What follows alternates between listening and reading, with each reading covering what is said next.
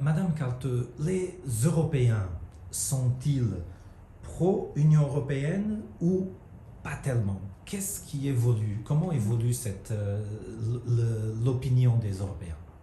Alors nous avons en fait une assez bonne visibilité sur le ressenti des Européens, des citoyens européens par rapport à l'Union européenne grâce à l'instrument qu'on appelle Eurobaromètre. Et la représentation a présenté le dernier Eurobaromètre au mois d'avril, début avril. Et là, on a pu voir que la majorité des Européens sont encore pro-européens, également au Luxembourg.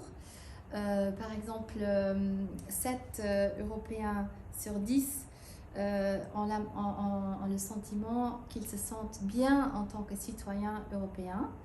Parmi les Luxembourgeois, c'était même 84%, donc c'est très encourageant. La majorité, une très grande majorité, même les Européens, sont également en faveur des politiques communes européennes en matière de défense, d'immigration ou d'énergie, donc c'est quand même très encourageant. Et oui, on a aussi vu qu'il y a des voix critiques qui se lèvent, bien sûr. Au niveau des réponses parmi les citoyens luxembourgeois, on a vu que le taux de ceux qui ont confiance dans l'Union européenne a sensiblement baissé. On a vu ça et on le prend très au sérieux. Et je crois qu'on peut expliquer cette tendance par le fait qu'on est quand même dans une situation très compliquée en ce moment. On a vécu 2 années de crise sanitaire. Maintenant, à peine sorti de la dernière vague pandémique, on entre dans une nouvelle crise géopolitique avec l'agression en Ukraine. Tout ça contribue à ce que les citoyens européens se posent beaucoup de questions quant au rôle et à la valeur ajoutée de l'Union européenne.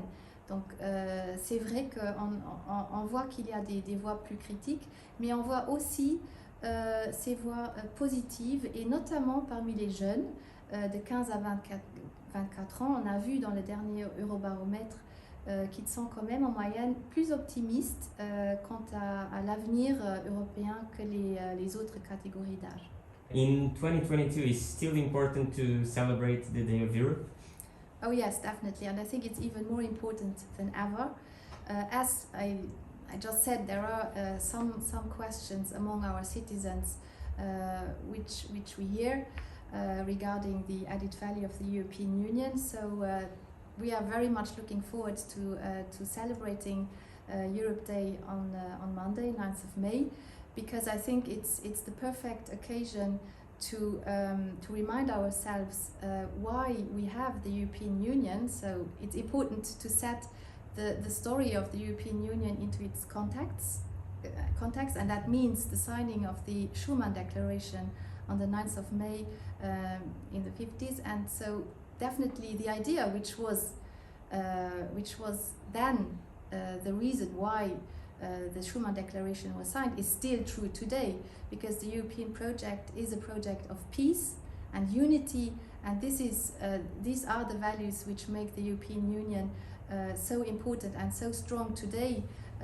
faced to the war in Ukraine. So we still need these values, and we still need to remind ourselves every day that the underlying values of the European Union are the right ones, and that we must stand up for these values. Democracy, freedom of expression, the fundamental rights, inclusion, all these values are so important, and citizens need to be reminded of them. And I think for the citizens, the 9th of May is also the occasion to reflect actively on their role as an actor in the European Union. What can I, as a citizen, do to fill the European Union with life and with a sense? And also, I think it's our role as a representation of the Commission to remind the citizens of the luck they have to live in this region of the world every day, and to be able to be free and to express themselves. But do you think every citizen will celebrate it in the same way? No, we are all different, and but I think maybe if those who don't want to celebrate it, by celebrating it, those who want to celebrate it, we can give them the appetite to join in and to at least to create a certain interest with those citizens who are maybe not so pro-European. But we have to remind ourselves that nothing is for granted, and that we keep on reserving an important place to the European Union. And the fact that Luxembourg has now installed a legal holiday on the 9th of May, I find this a really strong gesture, and I would be very happy if other member states could join in as well. Nous vivons des temps d'incertitude. Il y a une guerre, l'inflation comme on n'a pas connu depuis des années, des partis d'extrême droite dans beaucoup de pays. On a vu encore les élections présidentielles en France avec l'extrême droite au deuxième tour. Vous croyez que si l'extrême droite continue de monter l'Union européenne, le projet européen sera en risque? Je crois que la question, c'est plutôt de... Est-ce que l'extrême droite va éternellement continuer à monter? Effectivement, on voit qu'elle est là, l'extrême droite, elle gagne en terrain, mais finalement, on voit quand même toujours que c'est les partis politiques qui portent les valeurs comme la démocratie, la solidarité, l'inclusion, le respect de l'autre, qui gardent le dessus. Et grâce à ça, je crois que le projet européen peut continuer à vivre et continuera à convaincre toujours plus de personnes de sa valeur ajoutée. Mais regardez un peu maintenant ce qui se passe en Ukraine, où les droits de l'homme sont quand même bafoués d'une manière comme on l'a rarement vu auparavant depuis la Deuxième Guerre mondiale, je dirais. L'Union européenne a su démontrer qu'elle sait gagner en solidarité, elle sait gagner en unité, comme elle l'a rarement fait. Et de cette manière, on voit que l'Union européenne est quand même capable de ressortir plus forte de crise, et ça donne beaucoup d'espoir. I would like to ask you about something that's in the European agenda now, that's about the transnational lists, because the Parliament is proposing making a transnational list to making maybe 2 different parliaments, and some people would say it's like the first parliament and then the second parliament, and it would be differing different countries. What's your opinion? What does the Commission has already a point on that? The Commission does not yet have an official position on this. It's a bit too early, I think. We are now listening very intensively to what the European Parliament will say. We have listened to what's going on in the Parliament. We need to wait for the final position to come out, and we are also looking on the 9th of May, when the final report of the Conference on the Future of Europe will be presented, where this will then be discussed again. So I guess this is only the start of a discussion which will take some time, and of course it's a topic which the Commission will follow with great interest, but it's a bit too early now to say that we have already final position. Can you assure us that the democracy will never be at risk? That's our aim. What are your main challenges as an ambassador for the European Union?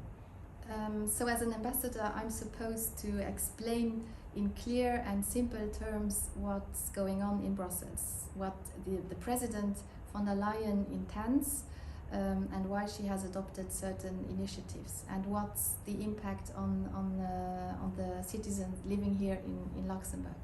So the challenge is to make this understandable for everyone, not only for those who are already very well informed about what's going on in the European Union, but also for those who are not in contact with the European agenda or priorities on a daily basis. And that's quite challenging, actually, and also to make people become aware of what's going on the European scene, because not everyone is interested.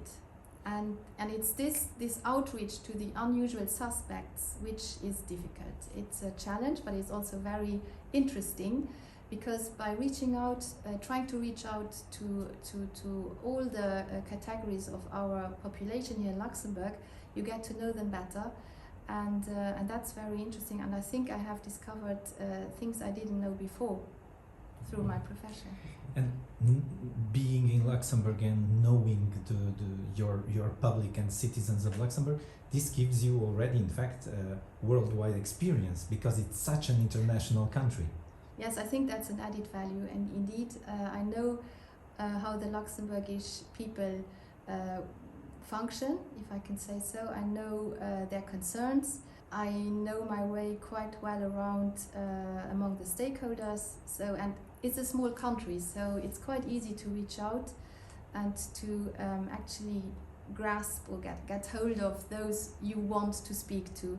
And yes, I think it's nice to interact with the Luxembourgish stakeholders and the Luxembourgish citizens, because they are quite open generally to my work, and so it's very enjoyable, and I'm looking forward to continuing working on this for a few more years.